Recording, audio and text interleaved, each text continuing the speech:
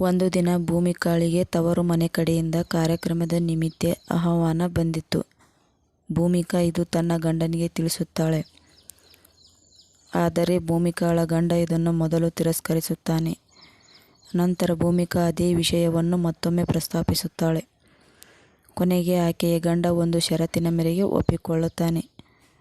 ಆ ಷರತ್ತು ಏನೆಂದರೆ, ನಾನು 1,000 ರೂಪಾಯಿ ಮಾತ್ರ ಕೊಡುವೆ, ಅಷ್ಟರಲ್ಲಿಯೇ ಹೋಗಿ ಬರಬೇಕು ಎಂದು ಹೇಳುತ್ತಾನೆ. ಇದು ಭೂಮಿಕಾಳಿಗೆ ಒಂಥರ ಅನಿಸುತ್ತೆ. ಯಾಕೆಂದರೆ ಈಗ ಕಾರ್ಯಕ್ರಮಕ್ಕೆ ಕರೆದವರು ಆಕೆಗೆ ತುಂಬ ಬೇಕಾದವರು ಮತ್ತು ಈ ಹಿಂದೆ ಅವಳಿಗೆ ತುಂಬ ಸಹಾಯ ಮಾಡಿದವರಾಗಿರುತ್ತಾರೆ. ಭೂಮಿಕಾಳಿಗೆ ಅವರಿಗೆ ಏನಾದರೂ ಬಂಗಾರನೋ ಅಥವಾ ಬೆಳ್ಳಿನೋ ಅದರ ಜೊತೆಗೆ ಸೀರೆಯನ್ನು ಉಡುಗೊರೆಯಾಗಿ ಕೊಡಬೇಕು ಎಂದುಕೊಂಡಿರುತ್ತಾಳೆ. ನಂತರದಲ್ಲಿ ಇದ್ರೆ ಇರಲಿ ಅಂತ ಗಂಡನ ಹೇಳಿದ ಮಾತಿಗೆ ಒಪ್ಪಿಕೊಳ್ಳುತ್ತಾಳೆ. ಭೂಮಿಕಾ ಕಾರ್ಯಕ್ರಮಕ್ಕೆ ಹೋಗಲು ರೆಡಿಯಾಗುತ್ತಾಳೆ. ತನ್ನ ಹತ್ತಿರ ಇರುವಂಥ ಒಂದು ಸೀರೆಯನ್ನು ತೆಗೆದುಕೊಳ್ಳುತ್ತಾಳೆ. ನಂತರ ಸಿಟಿಗೆ ಹೋಗಿ ಆಕೆಯ ಗಂಡ ಕೊಟ್ಟಿದ್ದಂಥ 1,000 ರೂಪಾಯಿಯನ್ನು ಖರ್ಚು ಮಾಡಿ ಒಂದು ಮೂಗುತಿಯನ್ನು ಕೊಂಡುಕೊಳ್ಳುತ್ತಾಳೆ. ನಂತರ ಭೂಮಿಕಾ ಗಂಡ ಬಂದು ಭೂಮಿಕಾರನ್ನು ಬಸ್ಸಿಗೆ ಕೂರಿಸಲು ಬರುತ್ತಾನೆ. ಅವನಿಗೆ ಗೊತ್ತಿತ್ತು ಅವಳ ಹತ್ರ ಆಗ ಏನೂ ದುಡ್ಡಿಲ್ಲ ಅಂತ. ಗೊತ್ತಿದ್ರೂ ಕೂಡ ಅವಳ ಖರ್ಚಿಗೆ ಅಂತ 100 ರೂಪಾಯಿಯನ್ನು ಕೊಡಲಿಲ್ಲ. ಹಾಗೇ ಕಳುಹಿಸಿದ. ಅವಳು ಎಷ್ಟು ಬಾರಿ ಮುಖ ನೋಡಿ ಕಣ್ಣ ಸನ್ನೆಯಲ್ಲಿ ಮಾತನಾಡಿದರೂ ಕೂಡ ಅವನು ದುಡ್ಡು ಕೊಡಲೇ ಇಲ್ಲ. ಭೂಮಿಕಾಳು ಹಾಗೆ ಪ್ರಯಾಣ ಮಾಡಿದಳು. ಹೋಗಬೇಕೆಂದುಕೊಂಡಿದ್ದ ಊರನ್ನು ತಲುಪಿದಳು. ಕಾರ್ಯಕ್ರಮವೆಲ್ಲ ಚೆನ್ನಾಗಿ ಮುಗಿಯಿತು.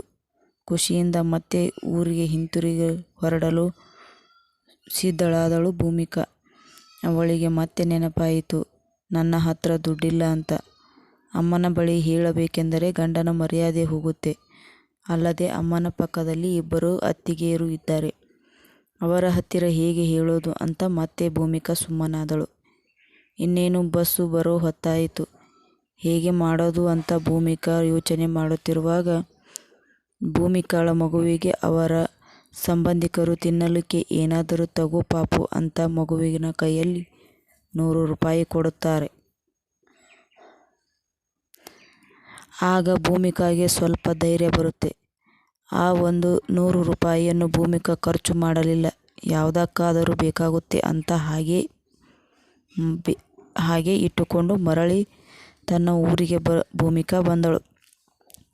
ಹಾಗಾದರೆ ಭೂಮಿಕಾ ದುಡ್ಡಿಲ್ಲದೆ ಹೇಗೆ ಊರಿಗೆ ಹೋಗಿ ಬಂದಳು ಎಂದರೆ, ಆಗ ಸಿದ್ದರಾಮಯ್ಯನವರು ಜಾರಿ ಮಾಡಿದಂಥ ಫ್ರೀ ಬಸ್ನಿಂದ. ಆಗ ಕರ್ನಾಟಕ ಸರ್ಕಾರ ಫ್ರೀ ಬಸ್ ಮಾಡಿದ್ದರಿಂದ ಅವಳು ಮನೆಗೆ ಮರಳಿದಳು. ಇಲ್ಲ ಅಂದರೆ ಅವಳ ಪರಿಸ್ಥಿತಿ ಏನಾಗಿರಬೇಡ.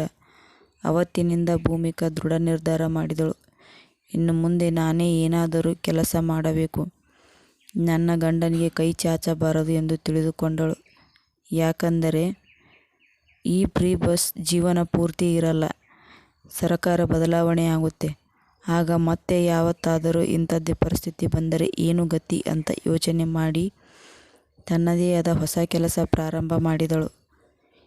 ಹೀಗೆ ಭೂಮಿಕಾಳಂತೆ ಎಷ್ಟೋ ಹೆಣ್ಣು ಮಕ್ಕಳು ಅಸಹಾಯಕರಾಗಿದ್ದಾರೆ. ಪ್ರತಿಯೊಂದು ಹೆಣ್ಣು ಮಕ್ಕಳು ಸ್ವಾವಲಂಬಿಯಾಗಿ ಬದುಕಬೇಕು ಎಂಬುದು ಈ ಕಥೆಯ ಆಶಯ.